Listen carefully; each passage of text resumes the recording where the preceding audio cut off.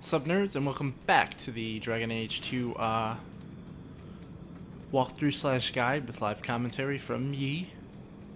Pretty much just a casual player who, I don't know, likes to dominate this game a little bit and likes to play warrior. Okay, first and foremost, we have just finished buying the best belt in the game. We equipped it on our Hawk, and we're ready to continue on collecting items and things like that. The next thing I want to actually highlight is one of the most underrated weapons in the game. It is called the Limbtaker. Limbtaker is a purchasable item from the Blade store, I believe in, I want to say it's Hightown? It might be Lowtown, one of those.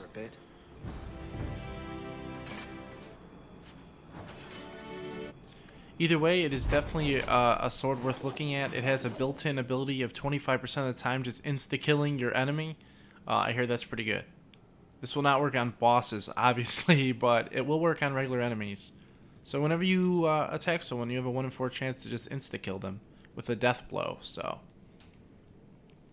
you really can't put a price on that, can you? That kind of power. Alright, so we're going to go back to Hightown. We're going to pick up all our quests. We're going to check the Chantry board. We're going to do everything like that. We're going to get all that done. I think I'm going to take on the High Dragon after that. Simply to get the Valiance rune so early in the game. The High Dragon is not as hard as you think if you prioritize your characters to do the right thing. Even on Nightmare difficulty, you don't have to worry if you use the correct strategy at the correct time. However, it is one of the harder fights, so it will not be that easy. Calm yourself, you asshole. I'll go, blah, blah, blah. Alright, so that is the High Dragon right there. Mind Massacre is the quest. Let's see what Hubert has.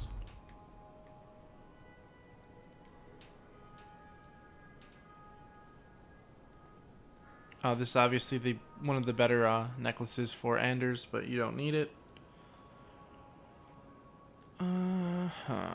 Okay.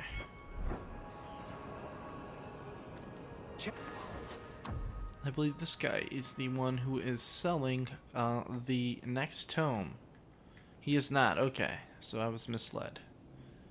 Trying to remember. But here is the last piece of your set right here, the Stonehammer plate. Obviously, you don't actually want to buy that at this point. It's too late. We've come too far to actually purchase that, so I didn't see the relevance of putting it all the way in this chapter anyway. They definitely should have gave it to you in the last chapter. This is the weapon I'm speaking of. This is the Limbtaker. As you see, 25% chance to pretty much just straight out kill your target. A nice boost of 10% physical damage. That's really powerful. This is a great weapon for killing trash enemies. In general. You do have to buy these 2 Kunari Sword and things like that, Mortar Vessel, things like this. You don't have to buy these right away. You will have enough money later on in the game to get them. But you should prioritize probably getting the Limbtaker now, or at least after you kill the High Dragon. Either one of those is good, because the Limbtaker does do an exceptional job of just killing regular enemies in the game. And it might actually be one of the best swords in the game, in my opinion. Especially for just killing Darkspawn, regular spawning in enemies, things like that. So, like I said, don't overlook the Limbtaker for any reason. It's great. It's even good in companions' hands, Fenris and stuff like that. It still gets the bonus of 25% chance to death blow.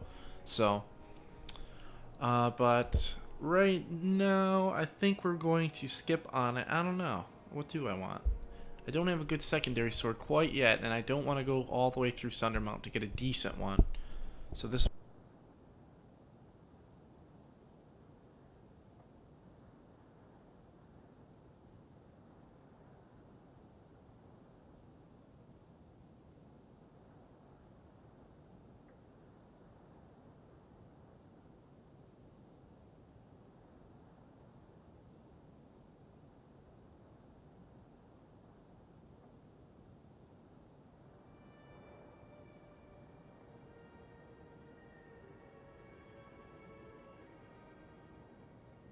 Okay, so we're gonna skip on it right now.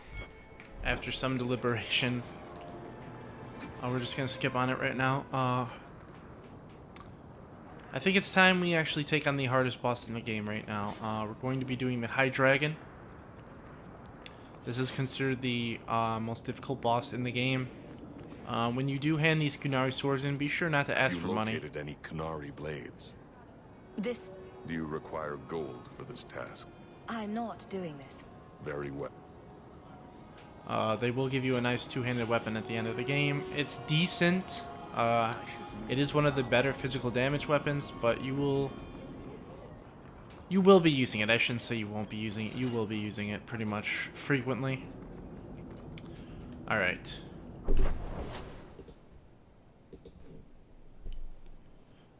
Let's see. I think we got everything we need. Yeah, I think that is everything we need. I'm thinking to myself, what else do we need? What are we missing?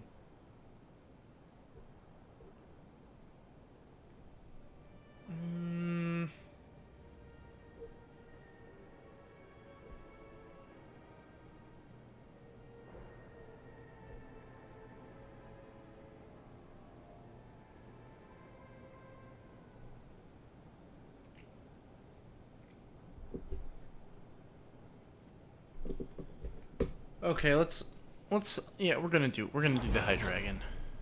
Alright, here we go. This video will be short, because I'm going to stop it right before the High Dragon because I wanna do my strategy for it, and I don't want it to run too long. So we're going to dedicate a video just to the High Dragon alone, and that will include the fight and the tactics pre-fight, so you can have an easier time with him. But right now we're just going to loot this area.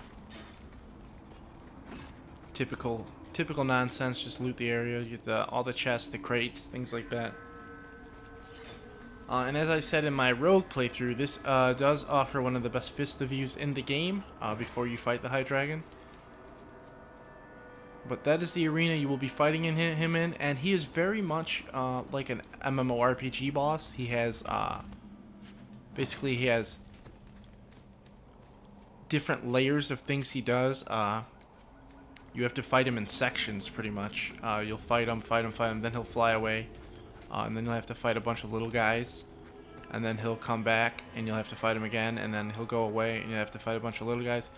It is pretty repetitive. It's not the most well thought out battle, in my opinion. But it is something different than you have fought in this. But he does spawn a bunch of dragons, and the last one is 2 heavy dragons, which will deal a lot of damage to you. If you're not confident in your abilities at this point, I do suggest you turn back now and actually go get some fire resistance gear and put that in. That will help you a little bit. Not as much as you'd think against him. But you have to remember you are going to be the main tank for this, so this is going to end this video, which will be extremely short. I'm sorry it's so short, but I want to do a full video for the High Dragon because this will be the boss a lot of people do have a lot of trouble with. And there is actually a lot of strategy that goes into killing this dude without losing your whole party multiple times. So as usual, join me back here when we take on the High Dragon, the hardest boss in Dragon Age 2.